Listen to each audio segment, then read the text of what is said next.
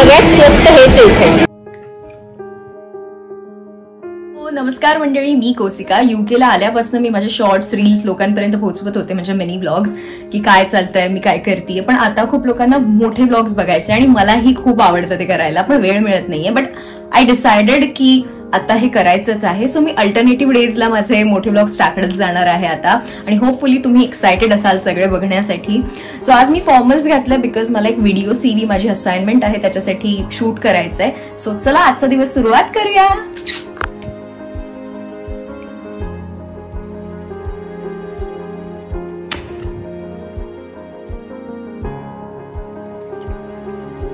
लवकरात लवकर मला शूट करावं लागेल बिकॉज इथे 3 वाजताच अंधार होतो, म्हणजे 3-3:30ला इथे रात्र व्हायला लागते आणि 8 वाजता इथे सूर्यास्त होतो. काय सांगावं तुम्हाला, ही लोक कशी जगतात ना, मला हा प्रश्न आहे.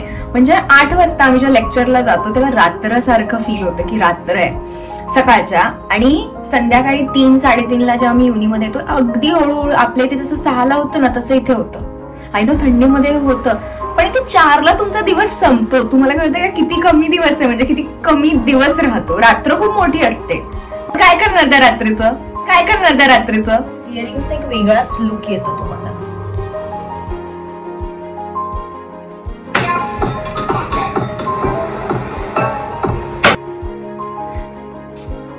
सो फायनली माझा व्हिडिओ बनवून झालाय. 11 वाजता सुरू केला होता, आता 1 वाजला, 1:20 झालेत, तरी पण ते अजून पूर्ण नाही झालं. व्हिडिओ बनवून झालाय पण त्याच्यामध्ये ग्राफिक्स ऍड करायचं, आणि जे खरंच खूप कठीण आहे माझ्यासाठी. मी कधीच ग्राफिक्स वगैरे ऍड नाही केले, मी एवढी प्रो नाहीये एडिट वगैरे करायला. खरं तर व्हिडिओ काढणंच खूप कठीण असतं खरंच. It's not a joke. जे लोक व्हिडिओ करतात ना त्यांना समजून गेलं असेल. मला तरी थोडी प्रॅक्टिस झाली आहे युट्यूबमुळे, पण स्टील थोडंसं अडकतोच माणूस. सो आता मला ते एडिट करायचं आहे, त्यानंतर मला बँकमध्ये पण जायचंय, मला थोडंसं काम आहे, मला आशुतोष पण भेटणार आहे. चला आता पटापट आवरू, नाहीतर खूप उशीर होतो, कारण की आत्ताच इथे संध्याकाळ व्हायला सुरुवात झाली आहे. सो आवरा कोसिका.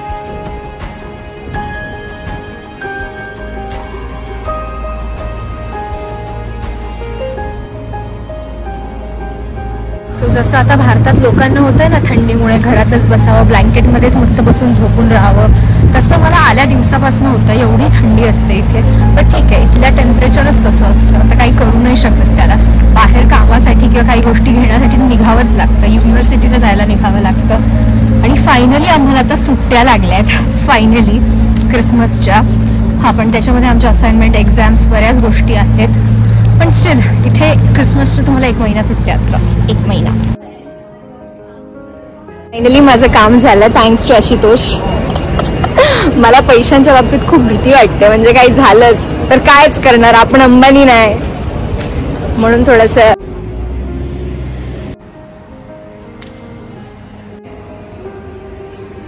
शालिये गाईज, चल अरे चल. सो आशुतोष जेव्हा पण मला भेटतो ना तेव्हा माझे तो व्हिडिओज काढतो, फोटोज काढतो, खूप चांगले फोटोज काढतो माझे, अप्रिशिएटेड. त्याच्यासाठी एक लाईक करून टाका गाईज. विषय संपवा. सो हे आहे मॉरिसन्स, आपलं भारतातलं डीमार्ट.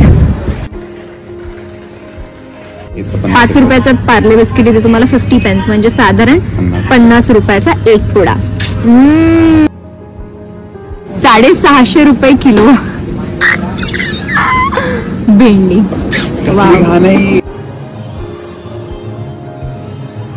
क्रिसमस आहे, जवळच आहे, आणि इथे क्रिसमस म्हणजे सगळ्यांना एकमेकांना गिफ्ट देणं. आपल्या दिवाळीसारखं नसतं फराळ करणं, काही नुसतं एकमेकांना गिफ्ट देणं, मेरी क्रिसमस मेरी क्रिसमस एवढंच म्हणतात, बाकी काही नाही म्हणत. सो आता आम्ही ग्रीक्समध्ये चाललोय. हे सगळ्यात चिपेस्ट काय म्हणतात त्याला, कॅफे असं म्हणू शकतो आपण. सकाळपासून असाइनमेंट करत करत दमले आणि खाणं झालं नाही. सो आत्ता ठरवलं होतं काहीतरी खाऊ आम्ही.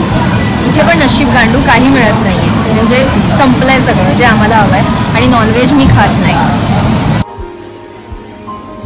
डोनट घेतलं.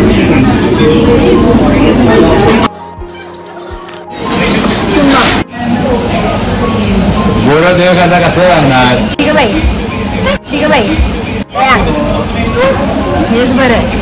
गोडावर कुठं कसं चालणार पण असं पण खायला चांगलं नाही. इथे 200 रुपयाचा एवढीचा पिझ्झा, 2 पाऊंडचा.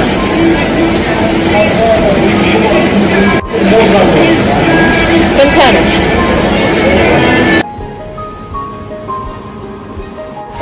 आजची माझी सगळी कामं झाली आहे आणि आता मी घरी चालली आहे. बिकॉज तुम्ही बघू शकता 4:30च झालेत पण अंधार झाला इथे.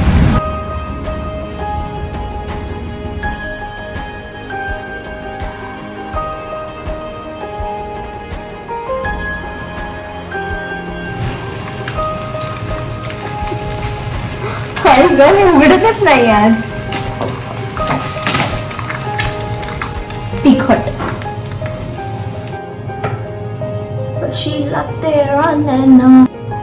First one is just for the Harry Potter,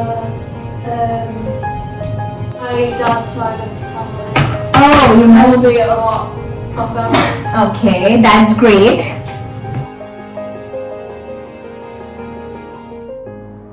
Of course. देखिए पिक्चर अभी बाकी है. जेव्हा तुम्ही एकटे राहतात ना तेव्हा बेचव पण तुम्हाला खूप चविष्ट लागतं कारण की तुम्हीच बनवलेलं असतं. So it's fine. सो आजचा व्हिडिओ इथेच संपवते मी. आता माझी वेब सिरीज आणि डिनर एन्जॉय करते. भेटूया नेक्स्ट ब्लॉग मध्ये. तोपर्यंत bye. Take care. Stay tune for more. Like share subscribe करून टाका.